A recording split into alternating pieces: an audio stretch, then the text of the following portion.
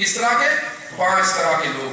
ان میں سے پہلے فرمایا وہ کمزور، جس طرح ہم کہتے ہیں نا پاجی میں ماڑا بندہ میں کی کر سکتا. فرمایا وہ کمزور جس کو روکنے والی کوئی چیز نہیں.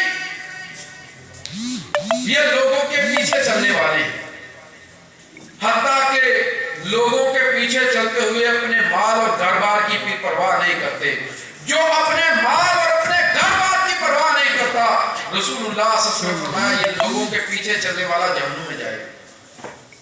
یہ جو ہم نعرے لگاتے ہیں ان کی گاڑیوں کے پیچھے اور ان سے دھوکے کھاتے ہیں، پھر فرمایا دوسرا وہ بندہ جہنم میں جائے گا وہ جو آپ کے گھر بار اور آپ کے مال کے بارے میں آپ کو دھوکے میں رکھتا.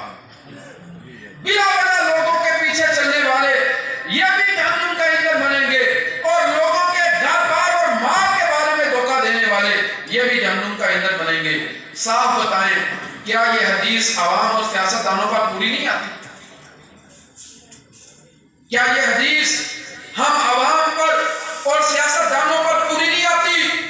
عزیز بھائیو، سیاست جھوٹ کا نام نہیں، فراڈ کا نام نہیں، مکاری کا نام نہیں، دھوکے کا نام نہیں. یہ تو نبیوں کا کام ہے جس کے بارے میں میرے اور آپ کے نبی نے فرمایا کانت بنو اسرائیل تسوسهم الانبیاء. بنی اسرائیل کی سیاست نبی کیا کرتے تھے، بنی اسرائیل کی سیاست نبی کیا کرتے تھے.